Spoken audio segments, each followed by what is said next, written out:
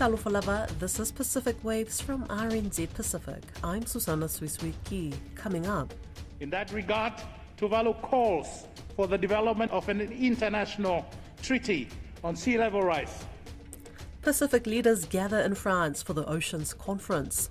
Also, Samoa voters have until July to register and to enable them to see that breast screening is something that they can do for themselves, for their whānau and for their future. A new health campaign aims to uplift Pacific women.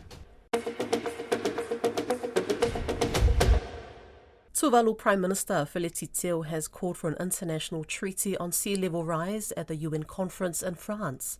Leaders from all around the world are gathered in Nice to talk about conserving the world's oceans.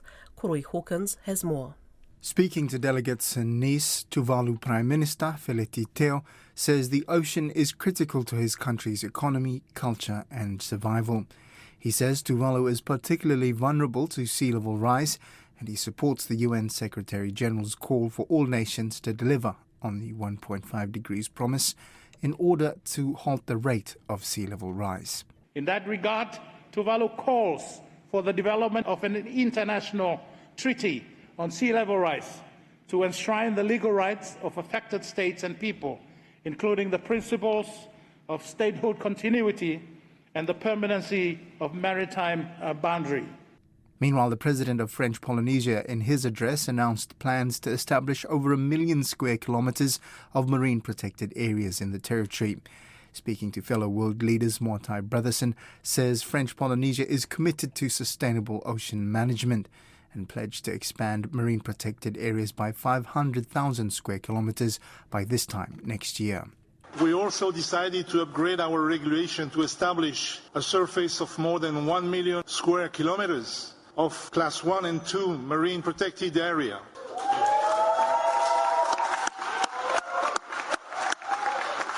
So this is our commitment and this is what we do. Solomon Islands Prime Minister Jeremiah Manele, in his contribution, condemned the pursuit of deep-sea mining in the Pacific. Addressing delegates in Nice, Mr. Manele says his country has placed a moratorium on deep-sea prospecting and mining. He says the world's oceans face 3 planetary crises: biodiversity loss, pollution and climate change. Despite these, some are pursuing deep-sea mining with minimal regard for scientific understanding, environmental risks and global consensus. We must move beyond rhetoric to concrete actions that matches the scale and urgency to address today's crisis. SDG 14 is the UN Sustainable Development Goal to conserve and sustainably use oceans, seas and marine resources. The Ocean Conference in Nice concludes on Friday. Samoa's Electoral Commissioner Tuafelolo Alexander John Stanley says overseas voters who have registered online will have until July the 4th. Samoa's head of state, Tuimalali'i Whanau Va'aletoa Lauvi II, formally issued the writ confirming that elections are scheduled for August 29th of this year. This announcement comes in the wake of the Samoa government's failure to pass its budget during the first reading.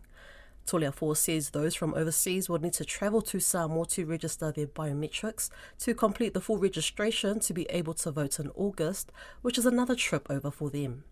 He spoke with our Samoan politics specialist reporter Grace Viva'ai, who began by asking him to clarify the full registration steps. You will still have to come and do your biometrics here in Samoa and also come back on a polling day. That's the law as it is. Yeah, there is an exception. That was included in the amendment bill, the Electoral Amendment Bill 2025, but that bill hasn't been discussed by Parliament. So Parliament has been dissolved and the bill is still hanging there. But that included exceptions. So now, if you live overseas, you can vote from overseas. Yeah, but that hasn't been discussed. So we're still falling back to the Electoral Act 2029 every vote has to be cast in Samoa. And so just to confirm, the head of state has issued the official writ as of today. In that writ as well, it's stated that the commissioner, which is you, will have to put in writing as well by the 11th. Now, that's tomorrow, is that correct? And what does this mean? My notice is the election timetable that states the closing date of the electoral roll, the opening of nominations, closing of nominations, the period for early withdrawal of nomination, and it goes on and on. But that will be issued tomorrow. How are you doing? Is your office going to be ready by August? Yeah, we're doing fine. If you notice, before the early dissolution of Parliament, the voter registration was 48%. As we speak, just looking at the system right now, 2 p.m., the voter registration is now 70%. Sorry, it's 60%, but the number of voters registered is 70,395. And so what times do the booths close? Yeah, well, you should see the booths right now. There's heaps of people coming in. Hopefully, before we close the roll will close on the 4th of July. Last night, the booths closed at 11. That's when they completed everybody, 11 p.m. We were supposed to close at 8. My staff had to work overtime just to make sure everybody was registered. For those who have registered online, do they have to have done all their biometrics by the 4th of July? Well, yeah. But you have to come and do your computer registration by doing your biometrics and also come back during the polling day. The polling is on the Wednesday, which is the 27th of August, and the polling day is on the Friday, 29th of August. Yeah, no, the registration continues up until the 4th of July. That's the closing date. I will also encourage those who have registered online to make sure they come and do their biometrics and also come back to vote. Yeah, once the roll is closed, it is. Self-described misogynist and online influencer Andrew Tate has obtained Vanuatu citizenship. Mr. Tate is facing charges of rape and human trafficking in both the UK and Romania. Dan McGarry, Pacific editor for the Organised Crime and Corruption Reporting Project, says Mr. Tate's criminal charges do not disqualify him from getting the passport. He spoke to Caleb Fotheringham on why Mr. Tate would be interested in the so-called golden passport. We partnered with a European investigative group called Intelligence Online, and they published a 3-part expose on recipients of Vanuatu citizenship by investment. In the course of working with them on that, it came out that Andrew Tate was one of the people who had been given Vanuatu citizenship back in 2022. And that had not been reported yet, so we decided we would take it up. We partnered with Intelligence Online and with a Romanian publication as well on this investigation. Obviously, we worked the Vanuatu side of things, and we were able to ascertain that he obtained citizenship. Well, he applied for citizenship after he had been raided by Romanian police. So he knew he was under criminal investigation. And the world, in fact, knew that he was under criminal investigation. His application took a while. It took a few months to be processed.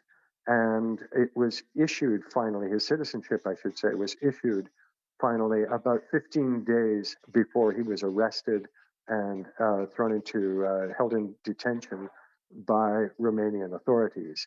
His passport was issued while he was in jail in Romania. Should the Vanuatu government be concerned that Andrew Tate has been given a passport? Well, I mean, you know, the public relations officer for the government of Vanuatu, Kerry Manasa, he was pretty unequivocal about it. He said, you know, that this is an unfortunate event and it probably shouldn't have happened. I spoke with the Citizenship Commissioner about this. He was surprised to find out who Andrew Tate was. In fairness to him, he's only recently been appointed to that position. It was recently vacated.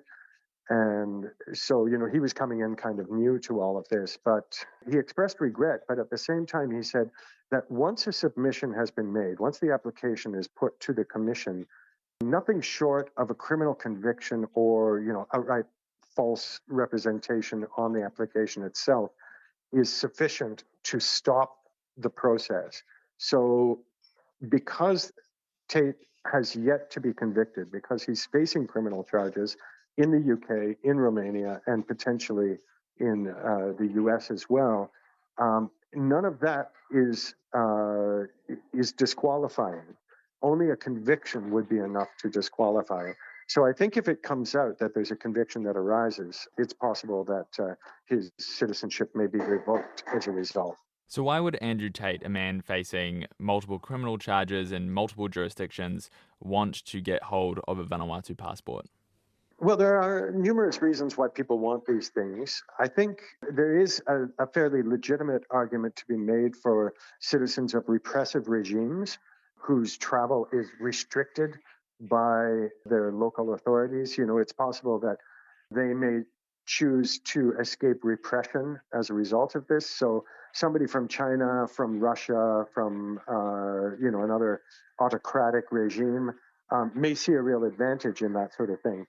For Andrew Tate, however, he's on the record saying that, he has multiple passports and that he prefers to live in places where he can effectively buy his way out of any problem that he's facing.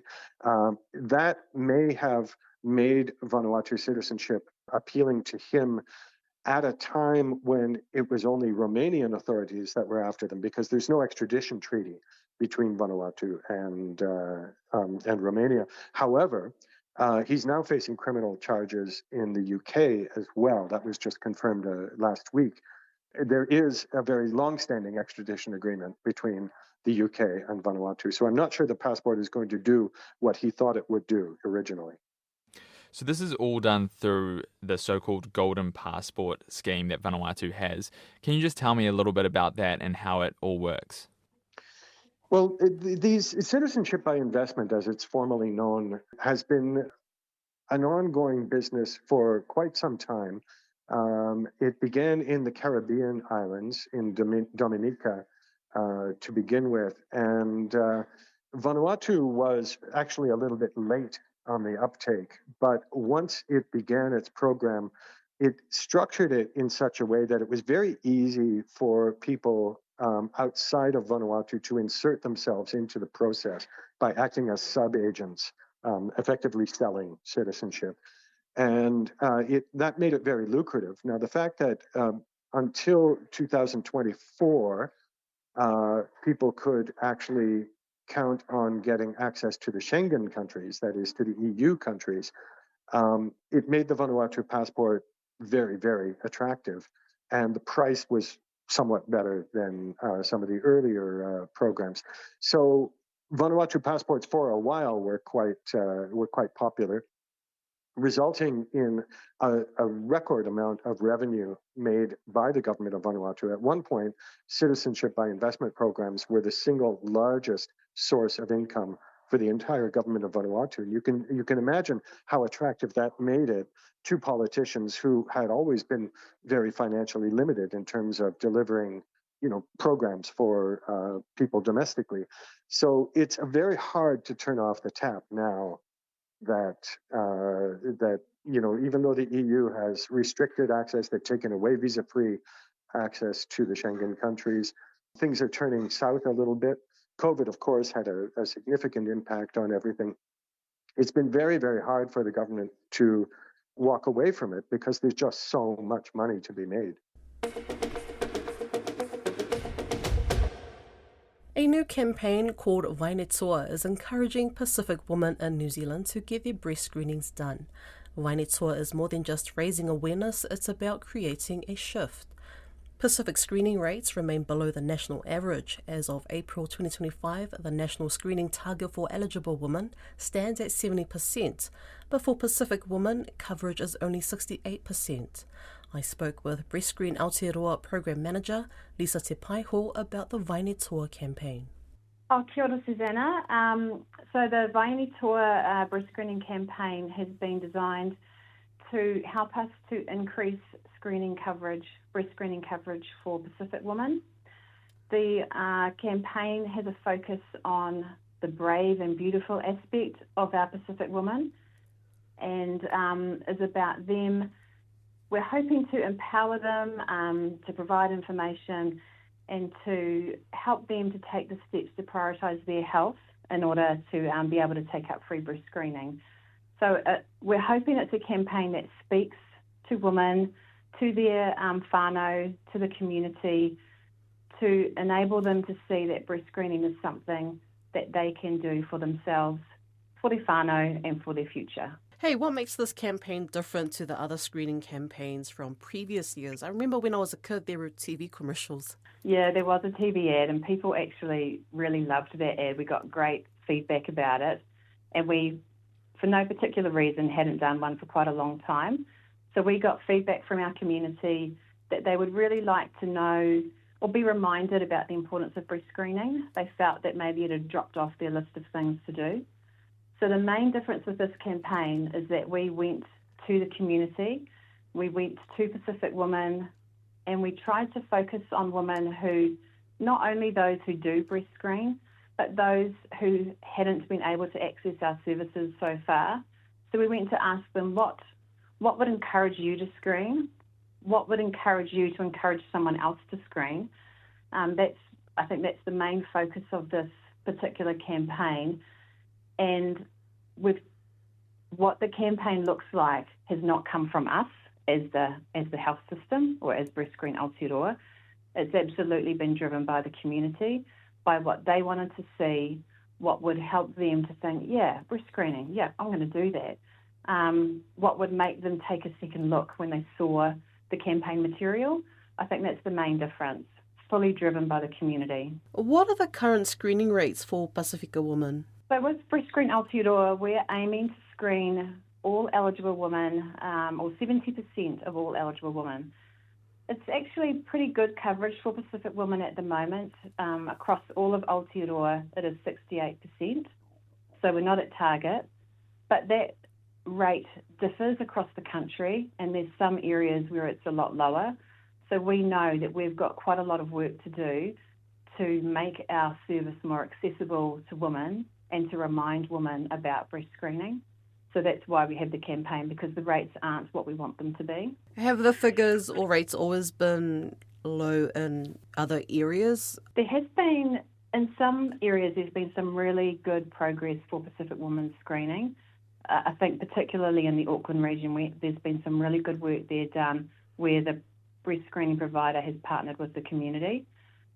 In some other more rural areas where there may be transport barriers, or in areas that aren't as wealthy, so there might be monetary barriers, we do have a bit more work to do there. I think that overall the rates have increased, but they're still not where we'd like them to be. Besides the barriers to accessing mammograms or screening, what are the other challenges to encouraging Pasifika women to get their breast screening done? I think one of the first things, and it's what we're hoping this campaign does, is to let women know that breast screening can help to save your life. So if you find a breast cancer early, it can have what we would call relatively simple treatment. And the aim is that you're then well and able to carry on with your life. So I think not everybody knows that breast cancer is a very treatable and curable cancer, and we want people to know that. We can't, as Breast Screen Aotearoa, we can't prevent breast screening, breast cancer, but what we can do is find it really early when it's very treatable and the result for the person is good and that they're able to carry on and we can cure their cancer. So I think there's some myths that we would like to, some myth busting that we want to do in terms of what breast cancer means. And we also just want people talking about it if they can. Breast cancer is the most common cancer for women in Aotearoa, and there are around 3,500 women diagnosed each year. So we want women to know that it's okay to talk about it and to feel safe and to feel like it's okay to share their stories, because there are many, many breast cancer survivor stories for Pacific women, for many women. And I think when that information gets out there, it can help people to know that, okay, I'll go and have this screen. Most people's screens won't find anything, but if they do find something, I know that there are good, simple treatments that I can have that will then help me to carry on with the rest of my life. Before I get you to share some of the success stories, what are some of the myths? Can you elaborate what are the myths that you are continuing to debunk? So I think there's that first one, that cancer is not treatable or curable, or that anyone diagnosed with cancer is going to die. So we really want people to know that we've come a long way and cancers are treatable. The treatments themselves, many people believe the treatment themselves are quite hard to go through, and many, many years ago that would be the case. But now for most breast cancer treatments, some people, they carry on with their mahi. They don't actually stop, or they only slow down a little bit. So it's something that most people are able to do, and it's okay. I think another myth about breast screening is that it's very painful. It is uncomfortable, but it shouldn't be painful. We've got new equipment that's better at seeing. We get better images, and so the experience for women should be better than what it may have been, 10 or more years ago. Does this campaign, does it have the backing and the support from the Health Minister? So the Health Minister has had a focus on prevention and a focus on breast screening. And that focus is seen in the fact that we are actually going to screen women who are over 69 years in the coming years. So that's a ministerial commitment. And he understands the importance of breast screening. The campaign has been funded by the National Public Health Service. Yep. And so that, which, is a part of the health system for New Zealand. And there's been agreement by all of our leadership that it was important to have a campaign for Pacific women, and that the campaign that we've got, it's important that that campaign speaks to the people that it's for, and that it was driven by them. So yeah, it does have the endorsement of our leadership, I suppose, of us as Breast Screen Aotearoa, that this is an important thing that we needed to do to help improve breast cancer outcomes for Pacific women. And can you just share some of the experiences of Pacifica women who have undergone screening? So this is the one question, sorry Susanna, I'm going to let you know that I hadn't been able to prepare, particularly for the experiences. We do have a wonderful champion, breast screening champion in Christchurch. She was there when we did the campaign launch, and so she did actually speak about the importance of going to screening. So she had actually delayed it a little bit, but then was reminded by other people, by her community, about how important it was for her to think about it herself and to do the screening. And she went along, and they did find a cancer. It was a cancer that was simple to treat. And one of the things that she actually spoke about was the importance of talking to your whānau about her breast cancer diagnosis. She mentioned how difficult it was for her to actually speak to her father, because I suppose our parents are the ones that we think will be unwell and have these potentially life-limiting conditions, not us as their children. But she was able to open up to him about her cancer, and then because of that, she was able to be supported by him. So for her, breast screening meant that something was found that she didn't know it was there. Yeah. And then she was able to do the next steps that she needed to have it treated. And during that treatment, she was also able to open up to her whānau about it, and then obviously that then meant that she had that better support, and I'm sure that it also helped her. I mean, it would be something that would contribute to their closeness as well. That's Pacific Waves for today. For all episodes, head over to rnz.co.nz/Pacific. We're also on Spotify, Apple and iHeartRadio. From myself and the RNZ Pacific team, tō whā sui fua.